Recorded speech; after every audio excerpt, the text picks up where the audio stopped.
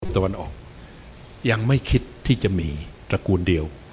แต่เงินบาทจะเป็นเงินตระกูลหนึ่งในอาเซียนที่เป็นที่ยอมรับและใช้ในการแลกเปลี่ยนและ settle debts หรือการจ่ายหนี้ระหว่างกันสิ่งที่มันจะเกิดขึ้นในอาเซียนใหญ่ในอาเซียนบวก6เนี่ยก็คือเงินหยวนเงินเยนจะกลายเป็นเงินที่ยอมรับกันมากยิ่งขึ้นเงินสิงคโปร์จะเป็นเงินต่อไปเงินบาทอาจจะเป็น3เป็น4นอกจากประเทศรอบๆเราใกล้ๆเราเขตแดนติดกับเราค้าขายกับเราคนไทยไปเที่ยวเข้ามาเที่ยวเราส่งยาสีฟันไปขายเราส่งมาม่าไปขายพวกนี้เขาจะยอมรับในเงินตระกูลบาท yes ยังไม่คิดเรื่องจะมีเงินตระกูลเดียวเงินบาทเป็นเงินหนึ่งที่ใช้บริเวณนี้สุวรรณภูมิเนี่ยไกลกว่านี้ยังไม่เป็นที่มั่นใจและยอมรับเชิญนะGood afternoon. At first, I want to say that my name is Andre Warahamin. I came from Indonesia. Indonesia. I can tell by the accent. Yes. I'm a student of ASEAN Classroom Program in Faculty of Education, Mahasarakam University. Welcome. I still have just 3 months here, so I still have a problem to understand Thai language. So I want to ask you in English, and I hope please. You can answer in English. Please. You talk a lot about ASEAN in 2015 to be a one community, but as far as I see, ASEAN countries share borders, land and sea borders. Still, it's a problem and serious distraction for ASEAN as one community. Do you think, the ASEAN countries are ready for ASEAN community in 2015, or maybe it's better for us to wait another few years? Second question is, you say that you always mention every human created equal, but I saw some countries in ASEAN face serious problem about violence against human rights to minority. For some cases, it's not only happen in one single country, but also access to 2 or more countries. Let's say, for example, in Indonesia, there is a violence against minority for Ahmadiyya and Shia case. And then the other case is ethnic Rohingya ethnic in Myanmar, the majority of them fled to Indonesia to find some better place. But actually they also face violence, human rights abuses in Indonesia. So my question is, where is the position in ASEAN to respond some cases like this? And let's say that generally speaking, what is the 50-50 solution for this kind of cases? 50-50% solution. Two is enough. 2 is enough? 2 is enough, yeah. I have another one. It'll take me 2 days to answer you. Okay. Please let me add another one. Okay, quick. But I will answer only 2. Okay. For last couple months, it's very popular now. Many groups in Indonesia, Singapore, Malaysia, Brunei, and southern of Thailand, who propose to United Nations that Malay language can be international language. I want to ask your opinion about it. Thank you. Okay. What was your first question? The second one is on human rights. The first is my question is, you think, we ready now for 2015? Yes. You know, the question of readiness is relative. ASEAN has been on this road for some time, even before they decided to become a community by the year 2015. We have been on the road of integration because in 1992 we began with the idea of AFTA, ASEAN Free Trade Area. And we've been working on this architecture of cooperation, of trade, cooperation all this time. But in 2003 in Indonesia, the leaders decided that no, we have to go into a community. Community meaning more integrated, more intimate, closely knit among ourselves. So they set their sight on 2015. It used to be 2020. But they decided, no, 2015. Now the question is, are we ready? The answer is yes and no. The answer is we are committed to enter into the community in the year 2015 when at least 6 countries from Thailand all the way down to Brunei, Thailand plus 3 who came to Bangkok in 1967, Brunei after independence will become freely open 100%, no tax between us. The other 4 countries will have to wait and they will have time to gradually open up because they are not quite ready. So after 2015, this community will still be a work in progress. But we have to set a deadline, a goal post.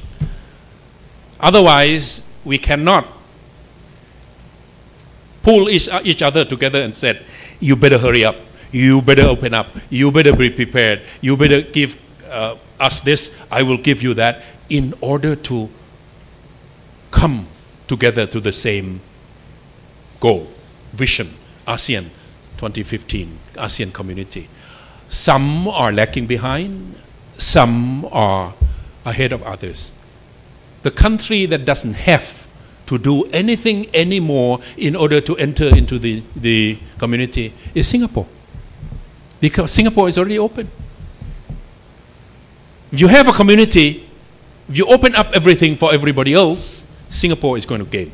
Why? Because Singapore is already open. More trade, more investment. You use finance, you use banking, you use shipping, you use transport, you use logistics from Singapore. Because service industry is Singapore. You see. But there are others who are saying, let me be frank, Indonesia, 17,000 islands, 245 million people. When you talk about opening, Indonesia must ask, opening for whom? All of you want to come here because we are the biggest market, right? So Indonesia is asking the question, can we go to invest? Can we go to trade? Can we export? Indonesia is saying, not much, because we have enough of our own market here, 245 million people. So pharmaceutical industry in Thailand want to export into Indonesia. Cosmetics industry in Thailand, in Malaysia, in Singapore, do they have cosmetic industry? Philippines would like to go into Indonesia because half of the 245 are ladies who want to use cosmetics. In Thailand, it's only half of the 65 million. So Indonesia has to be very careful opening what? Because we can't go. We don't need to go. We have our market here. So cases like that, Vietnam is running into some difficulties opening up. Thailand is having some difficulties opening up. But we are all adjusting. We are all cooperating, looking at the goalpost of 2015. We are not going to be perfect by 2015. The EU is not perfect now. The EU has to work on their integration, even now. So, why do we set up 2015? We got to have a date to work against, a goalpost to go to, and they decided 2015. After 2015, it will still be a work in progress. So I've been telling my countrymen here around the country, Air Asia is ASEAN. It's already here. CIMB is ASEAN, is already here. UOB Bank is already here. All the banks on Silom Road still retain Thai names, but a lot of ASEAN investment in there.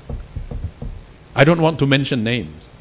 but a lot of investment from ASEAN countries already in Thai national banks. The families who own those banks don't have much left. That's ASEAN. So Air Asia decided to set up headquarters in Jakarta. Why? Because Jakarta is 17,000 islands. You go anywhere, you go by plane, you need plane. And Air Asia thinks that's the best, most lucrative market for Air Asia. If you remain in Kuala Lumpur, it's less than 30 million. You go down to Indonesia, now Bali, Phuket is open. Now regional airports being open to each other. Now Air Asia is doing very well. ASEAN is here. CIMB is here. So it will be work in progress. Whoever is more competent, whoever is more competitive, whoever is prepared to compete, those people will benefit from the structure of ASEAN. But my point is, you can't close it forever. Indonesia, Thailand, Malaysia cannot close your markets forever. If it is not ASEAN, it will be WTO. If it is not WTO, it will be globalization. You have to open. You can't remain behind the wall of your own market. Otherwise, you can't be competitive. Otherwise, you will have to lose the competition. So, that's what is happening. Second question, human rights. This is also a very painful question, issue for all of us. But at least ASEAN has ASEAN Human Rights Commission. And it's trying to do what it can do. More promotion than protection. Promotion of the awareness of the value of human rights. Because in this little booklet it said ASEAN shall respect the principles of democracy and the respect for human rights. It's here. We all signed it. But before we can really deliver, it is going to take a lot of work. Not 10 ASEAN countries, not all 10 have national human rights commissions. Indonesia does, Thailand does, Singapore doesn't. So we are uneven, we are diversified, we are different. But what we are trying to do is to create a community, a platform, a landscape that would respect the differences, the rights, and the welfare of our people, 600 million. But each government will have to do its work. Because of the diversity, there cannot be something that Europeans have. It's called the Human Rights Court of Europe. If there is a human rights violation by, let's say, government of Germany against its own people, the people can go to the Human Rights Court of Europe. We don't have one. Why? Because we are not at the same level of development, of awareness, of commitment to both democracy and human rights.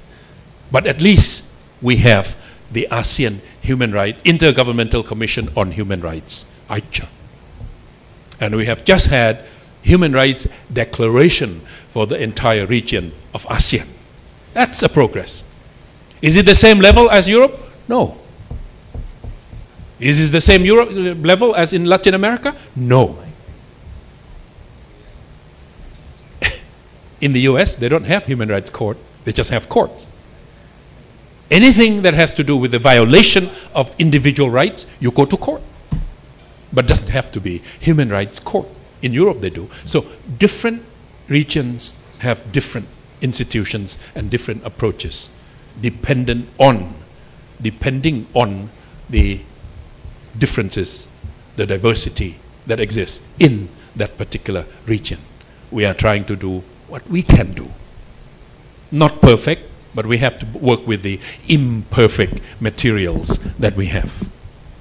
Yes, in Indonesia you have communal problems. Ahmadiyya. I don't know. You still have Gom Muda, Gom Tua. You still have, varieties. You have tribes. Every country does, except Singapore. Even Brunei does. But Singapore doesn't have tribe anymore because Singapore doesn't have that much territory. It is a different structure. Singapore doesn't have Human Rights Commission. Anything that has to do with individual rights, you go to court, regular court. If it's civil court, if your interests being affected, and if you are being attacked, you go to criminal court. There's no human rights court. They said they don't need it. So the variety among us somehow indicates the way in which we move. ASEAN moves at the pace of the slowest member. You know what I mean? We have 10 of these, chain. What do you call this? Each ห่วงโซ่ฮะผมไม่รู้ภาษาอังกฤษเรียกอะไร Yes, chain คือทั้งหมดแต่ว่าห่วงแต่ละห่วงเนี่ย each circle each อะไรนะ whatever it is the weakest link is the strength of ASEAN because if you pull it hard that weakest link is going to break. The speed of ASEAN is the speed of the slowest member. If that slowest member said, I can't go along, everything stops. Whether it's in security, whether it's in human rights, whether it's in any of these things, you just have to wait for the slowest member to get on and to say, I am comfortable with that speed, we'll go along. If I am not comfortable, we won't go. That's ASEAN. Slow. But at least we know where we want to go. That direction of one community. 2015 is the goalpost. Are we going to be a perfect community 2015? No. But it is a work in progress beyond 2015. Last question is? See, when you ask too many questions, I got lost. Singapore, Malaysia, Indonesia. The Bahasa. Yeah. Bahasa. Well, half of the people of ASEAN, over half, will be speaking Malay. I don't think there is a need to go anywhere to propose that any language should be official language of this and that. It's happening naturally. Here, it said, respecting the diversity of ASEAN, but it says, for convenience sake, English is the working language of ASEAN. In other words, if you come to ASEAN meeting, you don't know English, bring your own interpreters. I'm not going to provide you one. We are not going to translate documents of ASEAN into Thai, into Tagalog, into Bahasa. It's all in English because English is the working language of ASEAN. In Europe, 28 members, they have to translate every document into 14 languages. So any meeting of Europe, plane loads of interpreters going to meet, going to serve that meeting, and documents, tons in different languages for all the members who don't speak the same language. ASEAN is very practical. In fact, Thailand can say, no, we have never been colonized. Our English is not good. We don't accept English. But they have agreed. English is the working language of ASEAN, and it shall be the working language of ASEAN into the future. Malay is half of the population of 600 speaking Malay. There is no need to be recognized as official language of ASEAN. It is already over half speaking Malay. So be comfortable with that. Chinese is being spoken quite a bit and becoming more and more important. English more and more important. So there won't be an official language of ASEAN.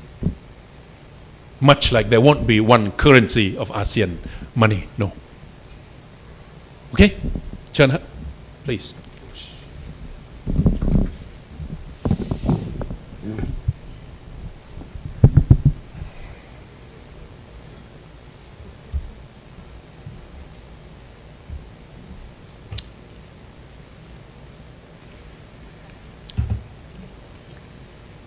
ฮัลโหลค่ะค่ะสวัสดีค่ะอาจารย์ดิฉันชื่อพินทองนะคะพินทองเลขกันเข้าใจว่าเมื่อเดือนธันวาปีที่แล้วห้องนี้ใช้จัดเวทีการประชุม International Conference เกี่ยวกับASEAN Impacts on the Poor ASEAN Impact on the Poor ค่ะทีนี้เนี่ยพอดีเป็นคนเป็นผู้หนึ่งในผู้ร่วมจัดนะคะก็เลยอยากจะฝากคำถามถึงอาจารย์แล้วก็เพราะว่าอาจารย์ให้คำถามเรามาเยอะเหมือนกันเอากลับไปตอบที่บ้านได้เยอะเลยอยากจะถามทัศนะอาจารย์เกี่ยวกับผลกระทบของอาเซียนที่จะมีต่อคนจนไม่ใช่คนจนเฉพาะในประเทศไทยซึ่งอาจารย์แตะประเด็นเรื่องของความยุติธรรมเรื่องของศักดิ์ศรีความเป็นมนุษย์เรื่องของความเท่าเทียมแต่ว่าไม่ค่อยได้ยินในหลายๆเวทีพูดถึงผลกระทบที่มันจะเกิดกับคนจนอยากให้อาจารย์แสดงทัศนะเรื่องนี้ด้วยค่ะขอบคุณค่ะ Poverty alleviation ถ้าจะพูดในเรื่องของนโยบายเนี่ยการลดความยากจนการแก้ไขปัญหาความยากจนคือความพยายามร่วมกันของอาเซียนแต่มันก็เป็นหน้าที่ของรัฐบาลของ10รัฐบาลแต่ละประเทศมีนโยบายและมี strategy มียุทธศาสตร์ของตัวเองในการที่จะแก้ไขปัญหาแต่ว่ามีการปรึกษาหารือกันมีการรับเอา best practices ของกันและกันมีการbest practices แปลว่าวิธีการทำงานที่ได้ประโยชน์ที่สุดมีผลดีที่สุดประสบความสำเร็จที่สุดเอาไปให้คนอื่นเขาทำบ้างเรื่องmicro credits เรื่องการให้เครดิตจำนวนเล็กๆเพื่อที่จะให้ครอบครัวไปตั้งตัวได้เพื่อที่จะให้ร้านก๋วยเตี๋ยวไปเปลี่ยนรถเข็นร้านก๋วยเตี๋ยวให้มันสวยกว่าเดิมให้มันดีกว่าเดิมให้มันมีประสิทธิภาพกว่าเดิมเขาเรียก micro credits อันนี้เรายืมซึ่งกันและกัน Indonesia is doing well because there's a lot of poverty in Indonesia too ของเราก็คล้ายๆกันก็คือพยายามที่จะเอานโยบายเหล่านี้เข้าไปสู่ในนโยบายของระบบราชการหรือหน่วยงานราชการที่ดูแลเรื่องนี้เป็นการเฉพาะ Civil Society ประชาสังคมช่วยได้เยอะประชาสังคมช่วยเป็นปากเป็นเสียงประชาสังคมช่วยเป็นผู้ซึ่งคอยให้แนะนำคอยให้กำลังใจGrameen Bank ในมาเลเซียในบังกลาเทศเกิดขึ้นได้เพราะนักเศรษฐศาสตร์คนหนึ่งชื่อมูฮัมหมัดยูนุสแกไปค้นพบสัจธรรมว่าคนจนต้องการไม่มากทุนที่จะเริ่มเพื่อที่จะทำธุรกิจของตัวเองในอินเดียก็ลักษณะเดียวกันให้เงินแม่บ้านไปซื้อหรือไปเช่าซื้อโทรศัพท์และไปให้เพื่อนบ้านยืมใช้เก็บเงินเพื่อที่จะเป็นรายได้ประจำวันเก็บขยะเก็บกระดาษเพื่อที่จะซื้อรถเล็กๆ poverty alleviation poverty eradication คือสิ่งซึ่งอาเซียนต้องเผชิญร่วมกันตอนนี้ถามว่าเราคิดถึงเรื่อง growth เราคิดถึงเรื่อง GDP ที่โตขึ้นเราคิดถึงเรื่องชนชั้นกลางที่ขยายตัวเราคิดถึงการลงทุนถามมาแล้วคนยากคนจนจะมีส่วนในการที่จะได้ผลประโยชน์จาก growth โตขึ้นเหล่านี้หรือไม่คำตอบกลับกันก็คือถ้าไม่มี growth โอกาสที่จะจ้างงานโอกาสที่จะมีอาชีพใหม่ขึ้นมาโอกาสที่จะมีทุนที่จะไปให้เพื่อที่จะไปช่วยเพื่อที่จะยกระดับตัวเองขึ้นมามันก็ไม่มีเหมือนกันมันก็ไก่กับไข่แต่ว่า social safety net แปลว่าอันเนี้ย โครงการที่จะรองรับผลกระทบที่พึงเกิดขึ้นในสังคมคนที่ตามไม่ทันคนที่ไม่เตรียมตัวพอคนที่ไม่มีการศึกษาพอจะหล่นลงมาจาก growth ที่เขาพยายามทำกันอยู่เมื่อหล่นลงมาแล้วเนี่ยมีอะไรรองรับอยู่ข้างล่างเขาเรียก social safety net ก็คือเรื่องประกันสุขภาพก็คือเรื่องของการประกันโอกาสที่จะได้รับการศึกษาก็คือเรื่องกองทุนเพื่อการศึกษาก็คือเรื่องหลักวิธีการที่จะรองรับคนที่ด้อยโอกาสในสังคมทุกประเทศขณะนี้กำลังเรียนรู้จากกันและกันว่าทำอะไรได้สำหรับคนด้อยโอกาสในสังคมมันก็ยังจะเป็น work in progress อยู่เหมือนกันแต่ว่าเรื่องเหล่านี้คือเรื่องรับผิดชอบของแต่ละรัฐบาลทั้ง10ประเทศผมถึงพูดตั้งแต่ต้นว่าเสาหลักที่3เนี่ยคือเสาหลักที่สำคัญเสาหลักเรื่อง socio cultural เสาหลักเรื่องการดูแลซึ่งกันและกันเสาหลักเรื่องการเปิดขยายโอกาสให้กันและกันเสาหลักเรื่องการเรียนรู้จากกันและกันสิ่งนี้คือสิ่งที่สำคัญเพราะฉะนั้นเรื่องสุขภาพอนามัยเรื่องสิทธิมนุษยชนเรื่องสิ่งแวดล้อมเรื่องความยากจนเรื่องความไม่รู้โอกาสในการเรียนรู้ไม่มีสิ่งเหล่านี้คือสิ่งที่ทุกสังคมจะต้องทำเพื่อที่จะยกระดับความสามารถที่จะใช้โอกาสที่มันพึงจะเกิดขึ้นในอาเซียนต้องทำคู่ขนานกันไปบางประเทศทำสำเร็จบางประเทศเพิ่งเริ่มบางประเทศเริ่มถามคำถามเริ่มเรียนรู้จากกันและกัน but it is a big problem for us เพราะว่า growth ในอาเซียนตั้งแต่ตั้งเป็นต้นมาเนี่ยตั้งแต่1967จนกระทั่งเดี๋ยวนี้เนี่ยมันใหญ่มากขยายตัวมโหฬารมหาศาลแต่ก็ยังมีคนยากคนจนอยู่ในอาเซียน600ล้านเนี่ย200ล้านเนี่ยยังอยู่ในถือว่ายังอยู่ต่ำกว่าอะไรต่ำกว่าเส้นแบ่งความยากจน poverty line ทำอย่างไรให้200ล้านนั้นได้ประโยชน์จาก growth ของอาเซียนด้วยก็เป็นหน้าที่ของแต่ละรัฐแต่ละรัฐบาลก็ต้องทำกันต่อไป yes ใครอีกทางนี้สีดำ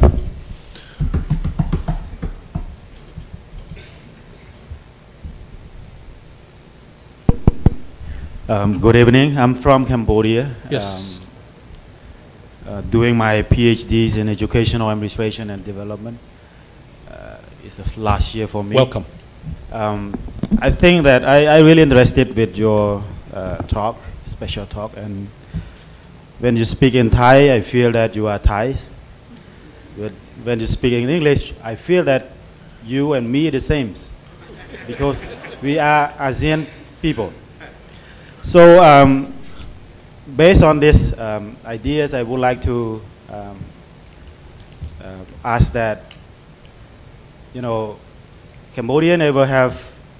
ASEAN secretaries, and I want to get some point of view that, in terms of, on behalf of your ASEAN, the kind of high potentials, human resource in ASEAN. Could you provide me some advice for how Cambodians should start for ASEAN? Because, you know, in Cambodia we get very, you know, small or few information about ASEAN, and even in high education system that I'm working for, we never talk about that. Last year, Cambodia was the chair of ASEAN. We know that they have a meeting, but we didn't know the meaning. We didn't know the content that what they have been done. So, would you provide me some advice for Cambodian people? There are some few Cambodians here. Oh, really? Oh, yeah. Okay. How we start for that? Okay. From your own perspective. All right. Thailand has to wait 45 years to have another Secretary General from Thailand. 45 years. I'm not going to be second round going in. Cambodia will only wait 15 years. This year, Vietnam, V. 4 more years, it will be, the Secretary General will come from Brunei, B. Okay? start new cycle. 5 years of Brunei, no, not 15, 10 years. You wait 10 years, or at least 9.5 years. There will be an ASEAN Secretary General from Cambodia. So be prepared, it could be you. How do you prepare for ASEAN? ASEAN will offer you both opportunities and challenges.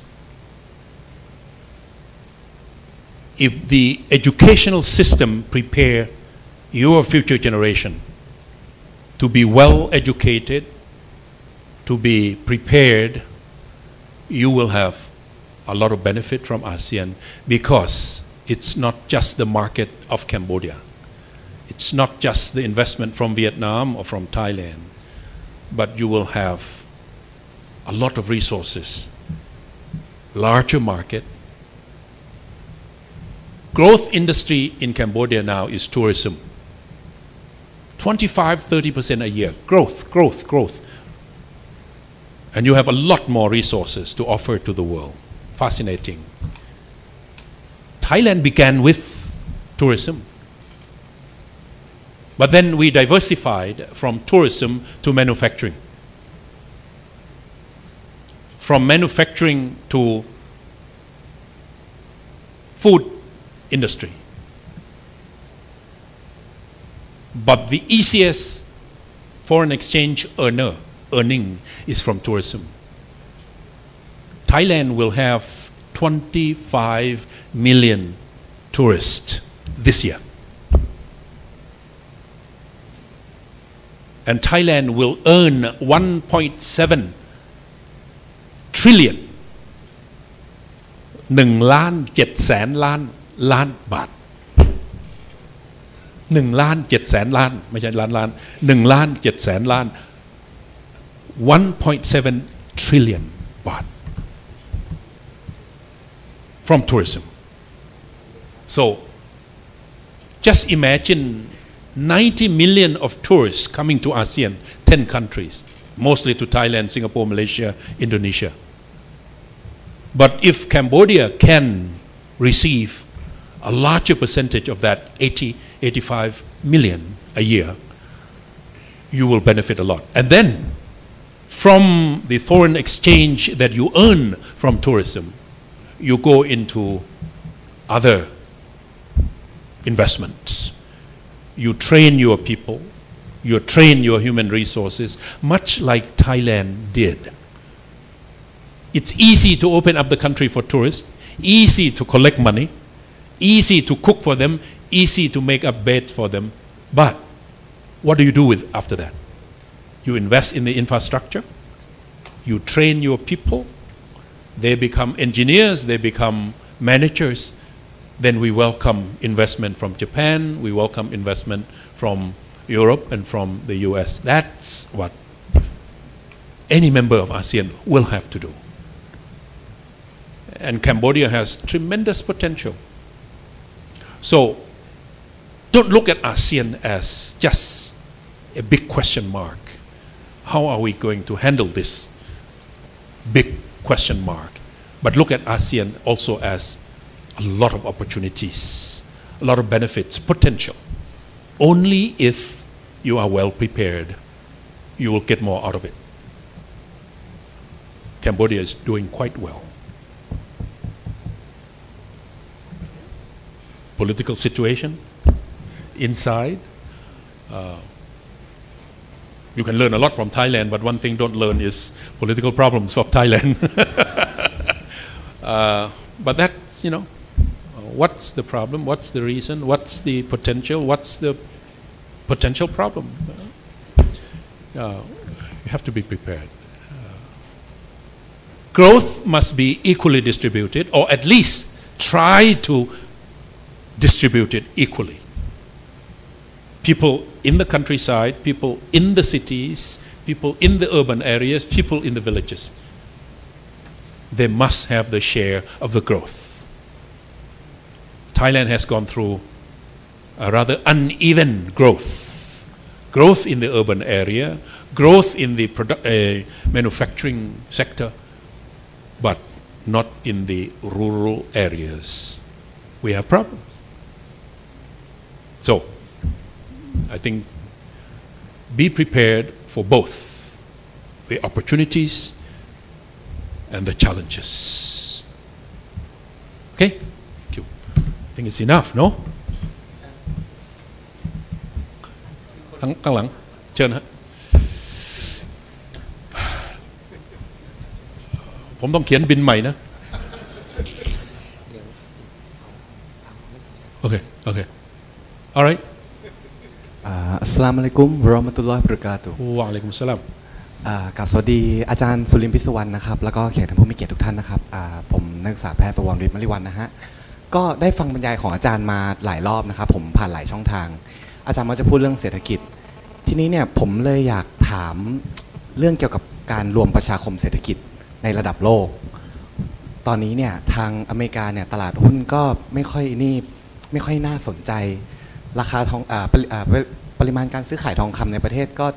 ดูไม่ค่อยน่าเชื่อถือรวมถึง movement ของเขาที่มีต่อเรื่องในซีเรียก็ตามเนี่ย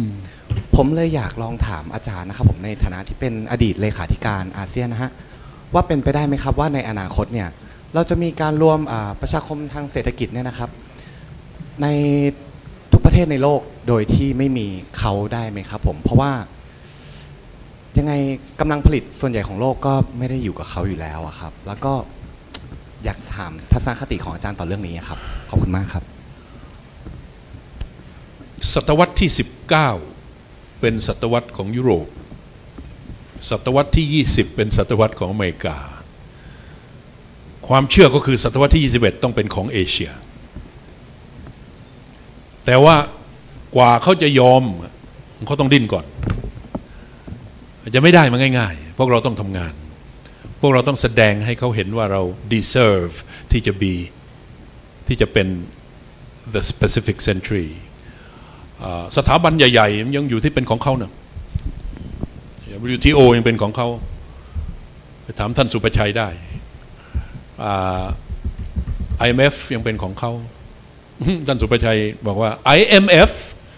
กลุ่มประเทศที่ต้องการความช่วยเหลือจาก IMF มากที่สุดคือยุโรป IMF คือใครคือสุภาพสตรีจากฝรั่งเศสแล้วอาจารย์สุประชัยบอกว่าประเทศอื่นที่เป็นสมาชิกเนี่ยคงไม่มีโอกาสเลย World Bank exclusive domain แปลว่าเป็นพื้นที่ reserve ไว้สำหรับคนอเมริกันเท่านั้นหรือคนที่อเมริกันเสนอเป็นคนอื่นไม่ได้คนปัจจุบันคือคนเกาหลีคนอเมริกันเชื้อสายเกาหลีเพราะฉะนั้นองค์กรใหญ่ๆสถาบันใหญ่ๆ institutions ใหญ่ๆยังอยู่ในมือเขาบันคีมูลหลงก็ไปคน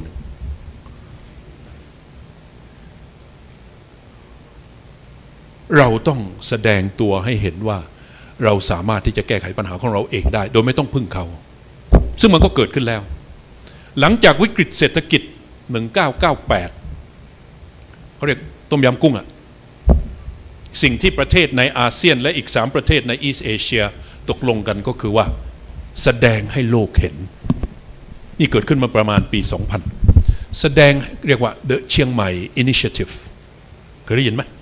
ความคิดริเริ่มเชียงใหม่มีรัฐมนตรีช่วยคลังของ13ประเทศอาเซียนบวกกับอีก3ประเทศจีนญี่ปุ่นเกาหลีกับผู้ว่าการธนาคารกลางของอาเซียนมาประชุมกันที่เชียงใหม่คุณทารินเชิญเข้ามาประชุมที่เชียงใหม่คุณทารินเป็นคนเชียงใหม่ก็เลยได้ชื่อติดมาว่า The เชียงใหม่ Initiative ตกลงกันว่าต่อไปนี้13ประเทศนี้จะดูแลกันไม่ให้ค่าของเงินของตัวเองถูกใช้ speculate โจมตีถ้าหากเงินไทยถูกโจมตีมาเลเซียจะมาช่วยถ้าหากเงินสิงคโปร์ถูกโจมตีอินโดนีเซียจะมาช่วยเขาเรียก bilateral arrangement เป็นคู่120,000 ล้านดอลลาร์เป็นเครื่องมือดับเพลิงอันแรกที่ไม่ต้องไปหา IMF เอาเป็นว่าถ้า ปัญหาขนาดย่อยๆเนี่ยเราช่วยกันเองได้เรามี reserve ที่จะให้ซึ่งกันและกัน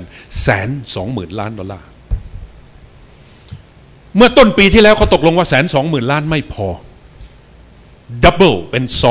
240,000 ล้านนี่คือเชียงใหม่ Initiative แปลว่าถ้าประเทศไทยมีปัญหาเรื่องค่าเงินถ้าประเทศไทยมีปัญหาเรื่องไม่มีเงินตระกูลต่างประเทศพอที่จะไปซื้อสินค้าและการบริการ2 เดือนแปลว่ามีเงินพอที่จะเอาสินค้าเข้าเอาการบริการเข้ามาใช้ได้2 เดือน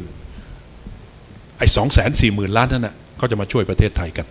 เพื่อที่จะให้ทั่วโลกเห็นว่า Asia can take care of ourselves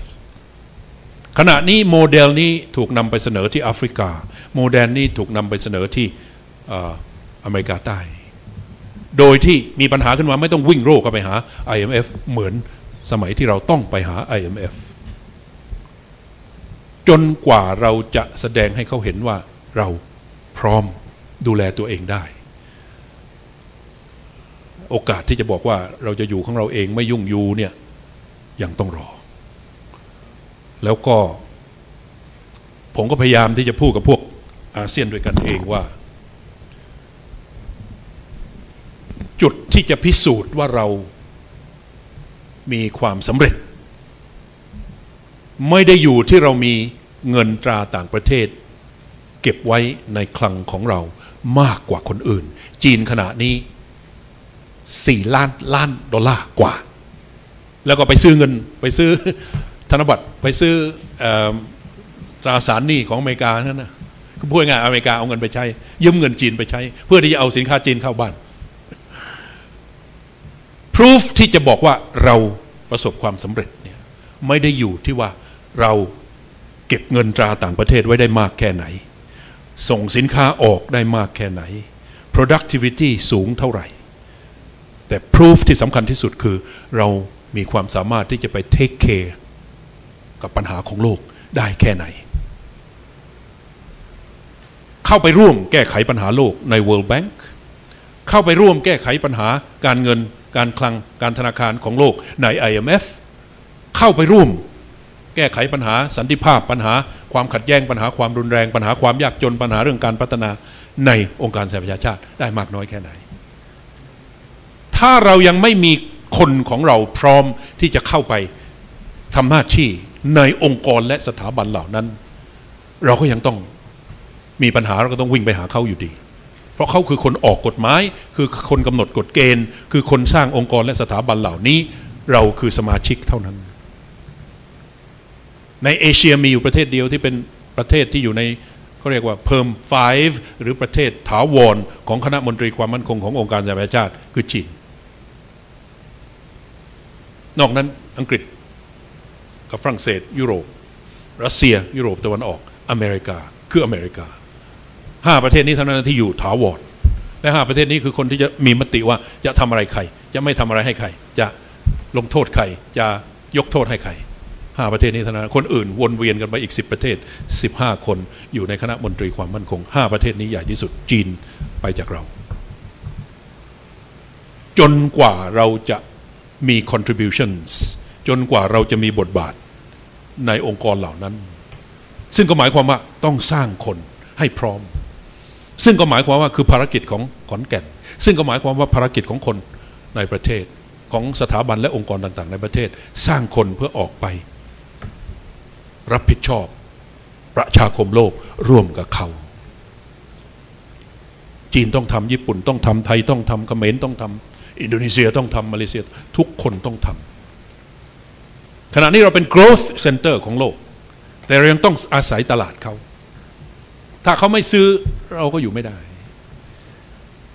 เราชะลอตัวขณะนี้เพราะเขายังไม่มีกำลังซื้อปีที่แล้วเขาทำท่าจะดีเราส่งออกมากปีนี้เขาทำท่าจะเครื่องยนต์ทำท่าจะปับไม่ลื่นเราก็ส่งออกไม่ได้เรายังต้องพึ่งพาอาศัยเขาอยู่เตรียมตัวเป็นหมอเพื่ออาเซียนเตรียมตัวเป็นหมอเพื่อโลกเพื่อที่จะไปเป็น the best Thai doctor from ขอนแก่น in ASEAN in the world Nobel Prize, then we can talk about being without them. Okay? One more. ครับคงได้อีกประมาณ2นะครับ2สุดท้ายนะครับครับนะครับ2สุดท้ายนะครับครับเชิญครับ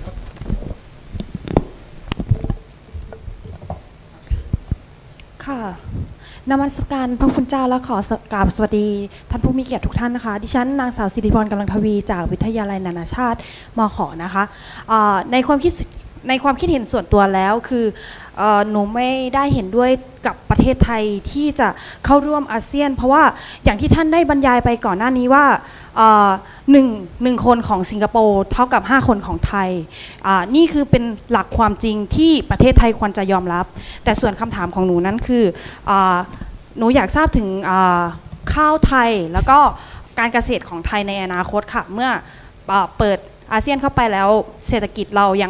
งโอเคอยู่ไหมอะไรประมาณนี้ค่ะขอบคุณค่ะผมเรียนแล้วในตอนต้นว่าในเรื่องของภาคเกษตรเนี่ยประเทศไทยเข้มแข็งที่สุดปัญหาคือจะรักษาความเข้มแข็งนี้ไว้ได้หรือไม่สิ่งที่เกิดขึ้นพูดไปเหมือนกับเป็นการวิพากษ์วิจารณ์แต่มันก็เป็นสัจธรรมคือใครๆก็รู้แล้วขณะนี้ว่าปัญหามันคืออะไรตอนที่ Moody's ก็ออกมาบอกว่าขาดทุน 260,000 ล้านเรารวมตัวกันมาเป็นเศษโน่ข้อมูลมั่วพอเขาถามว่าแล้วของจริงคืออะไรล่ะคะเรายังไม่รู้เพราะฉะนั้นสิ่งที่เกิดขึ้นเนี่ยมันกระทบกับความเชื่อมั่นของสินค้าและของระบบการผลิตและระบบการส่งการขายของไทยเพราะว่าประเทศอื่นเขาก็ตามหลังมาเขาก็สามารถที่จะจับจองตลาดที่มันเกิดความชะงักงันขึ้นมาได้ใช้เวลาอีกสักพักหนึ่งสิ่งที่เป็นห่วงคือมันจะกระทบไปถึงกระบวนการผลิตถอยหลังลงไปถึงท้องนาหรือไม่เราจะ subsidize เราจะประกันราคาเราจะซื้อเก็บอย่างไรไปได้อีกนานเท่าไหร่และเมื่อเราหยุดเนี่ยเขาสู้บนลำแข้งของตัวเองได้ไหมเมื่อเราหยุดเนี่ยรายได้ที่เขาเคยได้มันจะลดลงเพราะราคามันจะไม่อยู่ตรงนั้นแน่เพราะนั่นคือราคา artificial เพราะคุณไม่สามารถที่จะแบกรับราคานี้เพราะตลาดโลกมันไม่ใช่ราคานี้นอกจากว่าคนกรุงเทพพร้อมที่จะซื้อข้าวกิโลละ 3,000 บาทไปหุงกินโอเคเอามาเฉลี่ยได้แต่นั้นมันก็ยังก็จะเกิดปัญหาอีกเหมือนกันเรื่องอีกหลายสิ่งหลายอย่างที่พึงจะเกิดขึ้นเพราะฉะนั้น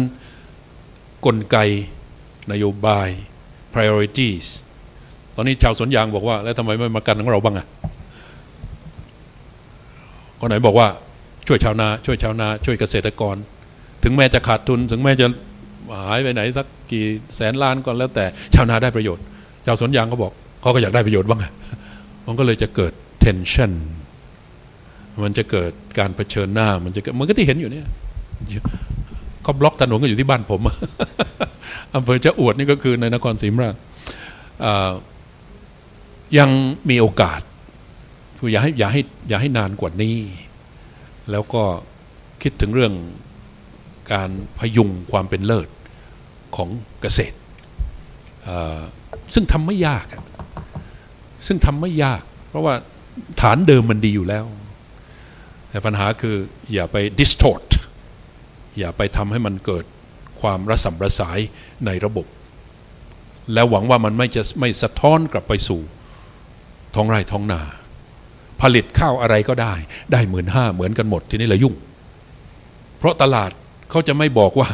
เอาอะไรมาก็ได้เราซื้อเราจะกินเขาจะไม่พูดอย่างนั้นนะเขาจะบอกว่าฉันก็ยังอยากได้ของดีอยู่เหมือนเดิมคุณภาพเดิม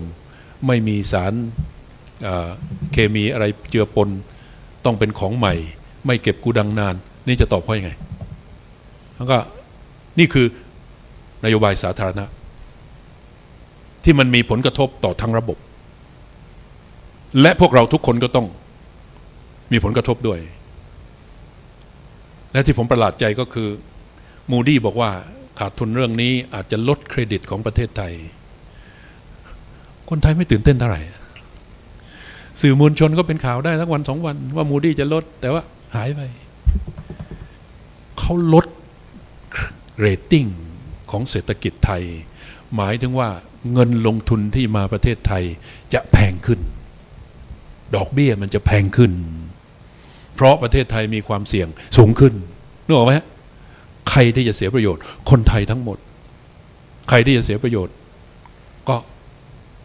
ระบบเศรษฐกิจไทยทั้งหมดก็65 ล้านคนคุณจะอาชีพอะไรก็ตามแต่จะกระทบหมดแต่ว่า hard fundamental difficult questions เหล่านี้เราไม่ถามเรารับง่ายๆสื่อก็เหมือนกันเป็นข่าวได้วัน2 วันก็เลิก but it is very important question และมันเกี่ยวกับทุกอาชีพในประเทศไทยหน้าที่ของมหาลัยหน้าที่ของสื่อก็คือการตั้งคำถามหน้าที่ของปัญญาชนท่านทั้งหลายตั้งคำถามหนักๆกับผู้นำกับรัฐบาลกับผู้รับผิดชอบทุกฝ่ายเพราะปัญหานี้ถึงที่สุดมันกระทบผมมันกระทบฉันมันกระทบโอกาสการศึกษาของลูกหลานฉันมันกระทบเรื่องการรักษาพยาบาลลูกหลานฉันมันกระทบเรื่องรายได้ของฉันมันกระทบเรื่องการจ้างงานการว่างงานของลูกของหลานของฉันทั้งหมดเนี่ยมันเกี่ยวกันไปหมดอะถ้าจะถามผมประเทศไทยขณะนี้อยู่ในลักษณะไหนเหมือนกับรถชิงฉับทัวร์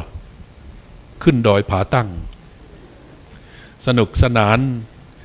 มีจานมีช้อนมีมีดมีซ่อมก็เคาะกันสนุกสนานแถมเหล้าขาวด้วยนึกออกไหมชิงฉับทัวร์ดีไม่ดียื่นให้คนขับด้วยและคิดว่ามันจะขึ้นตลอดไปชิงฉับทัวร์ขึ้นดอยผาตั้งจุดที่จะยูเทิร์นกลับเนี่ยมันจะสั้นลงเพราะหน้าผามันรออยู่ข้างหน้าจะไปหล่นเมื่อไหร่ก็ไม่รู้เพราะฉะนั้นจึงต้องเดือดร้อนกันทุกคนไงครับเพราะฉะนั้นการศึกษาที่ดีเลิศคือการสอนให้คนตั้งคำถามมีสติพระคุณเจ้าอย่าลืมอย่าคิดว่านี่คือรถชิงฉับทัวร์ที่จะพาขึ้นสวรรค์แต่มันเป็นรถชิงฉับทัวร์ที่มันจะ break down เมื่อไหร่ก็ได้ถ้าเราไม่ระวังเพราะอยู่บนนั้นเราสนุกสนานกันอันตรายโอเคครับก็คงสุดท้ายนะครับมีคำถามที่ฝากมาจากข้าราชการนะครับคำถามเขาก็คือว่าขณะนี้กระทรวงทบวงกรมต่างๆได้ถูกคำสั่งจากรัฐบาลให้ดำเนินกิจกรรมประชาคมเศรษฐกิจอาเซียนนะครับขณะที่เดียวกันที่ TDI ก็ได้บอกว่ากระแส AEC มันไม่ได้รุนแรงมันเป็นมายาคติที่ไม่น่าจะรุนแรงเท่าที่ควรทีนี้ขณะนี้กระทรวงทบวงกรมต่างๆได้ทำกิจกรรม AEC อย่างงุนงงไม่เข้าใจนะครับคำถามก็คือว่า1ก็คือว่าผลกระทบของประชาคมเศรษฐกิจอาเซียนต่อระบบราชการเนี่ยมันคืออะไรนะครับข้อที่2ก็คือข้าราชการและบุคลากรของรัฐเนี่ยจะต้องปรับตัวอย่างไรต่อกระแสประชาคมเศรษฐกิจอาเซียนครับขอบพระคุณครับขอบพระคุณอาจารย์ส่วนหนึ่งของความรับผิดชอบอยู่ที่ผมเรื่องการปลุกให้ตื่นกันทั่วประเทศเมื่อกี้มีคำถามบอกว่า in Cambodia you did not see much excitement and enthusiasm and awareness about ASEAN. I have been working and I've been speaking, I've been talking to every corner of the country, but it worked the last year. You could go everywhere, anywhere, every school, every high school, every kindergarten, every university would have the ASEAN flags, at least in front of the school. So there's a lot of excitement, a lot of enthusiasm. แต่ว่าผลที่มันเกิดเนี่ยอาจารย์มันไม่ใช่การตื่นอย่างมีสติแต่มีการตื่นแบบงงๆแล้วก็ตื่นแบบกลัวๆและผลอันหนึ่งที่ผมไม่คาดว่ามันจะเกิดขึ้นคือตั้งงบประมาณขอมาทำเรื่องอาเซียนกันทุกกรมทุกกระทรวงทุกกองทุกหน่วยงานผมเลยบอกว่ามันเหมือนกับตื่นโรคเอดส์เมื่อ20 ปีที่แล้วที่ทุกหน่วยงานรวมทั้ง อะไรขอนแก่นด้วยรวมทั้งองค์กรทุกอย่างต้องมีงบประมาณสร้างความตระหนักรู้เรื่องโรคเอดส์จำได้ไหมตื่นกันทั้งประเทศแต่อาเซียนมันจะไม่เหมือนเอดส์มันไม่ง่ายเหมือนเอดส์ทีนี้มันจะมาแบบไหนมันจะมาแบบสึนามิหรือล้มกระจุยกระจายบางเรื่องมันจะมามันก็จะมาแบบคลื่นใหญ่แต่บางเรื่องมันจะมาแบบค่อยๆมาประเด็นที่ต้องตระหนักก็คือว่าอาเซียนหรือไม่อาเซียน AEC หรือไม่ AEC ประเทศไทยต้องเตรียมพร้อมอยู่เหมือนเดิมไม่ได้เพราะฉะนั้นถามว่าแล้วมันจะกระทบยังไงการแข่งขันมันจะสูงขึ้นโอกาสที่เศรษฐกิจใหญ่ที่สุดอันดับ2ของอาเซียนจะได้ประโยชน์เนี่ยมันมีมากแต่มันก็จะไม่ได้ประโยชน์สูงสุดถ้าไม่พร้อมที่จะรับมันมา140,000 ล้านดอลลาร์ที่เป็น FDI Foreign Direct Investment เข้ามาในอาเซียนเนี่ยพอพูดถึงประเทศไทยเนี่ยเขารีรอเพราะอะไร Corruption 30% เป็นอะไรอะเป็นภาพที่เขาเข้าใจว่าในประเทศนี้อะไรต่ออะไรก็ 30% เพราะฉะนั้นความโปร่งใสตรงไปตรงมา the rule of law ตกลงอะไร deliver อันนั้นอย่าเบี้ยวเขาคือเรื่องสำคัญที่จะสร้างความมั่นใจให้เกิดขึ้นเพราะฉะนั้นถ้าระบบราชการไม่สามารถการันตีตรงนี้ได้ถ้าระบบราชการไม่สามารถที่จะจันโลงความโปร่งใสนี้ได้ถ้าระบบราชการตั้งแต่หัวสุดจนกระทั่งข้างล่างคนเริ่มเปเปอร์ขอคนละเปอร์เซ็นต์เนี่ยมันหลายเปอร์เซ็นต์นะผลสรุปที่เกิดขึ้นคือ cost of doing business in Thailand is higher than doing business anywhere else เพราะมันรั่วไหลและจะไปแข่งขันกับใครเพราะฉะนั้นถ้าถามว่าข้าราชการจะต้องเตรียมตัวยังไงข้าราชการก็ต้องตระหนักรู้ว่าการแข่งขันมันจะสูงขึ้นกว่านี้โลกเขา expect ความตรงไปตรงมามากกว่านี้เขาคาดหวัง transparency มากกว่านี้เขาต้องการความสะดวกมากกว่านี้ถ้าระบบราชการประกันได้ก็เหมือนกับว่าเตรียมพร้อมประเทศไทยเพื่อที่จะไป interact กับคนอื่นทุกประเทศในอาเซียนอินโดนีเซียแคนเบเดียฟิลิปปินส์ same if the management system inside is effective and efficient no corruption no leakage no abuse of power no conflict of interests we are setting ourselves to compete on a new platform and competition will help everyone if you close down and you are not willing to compete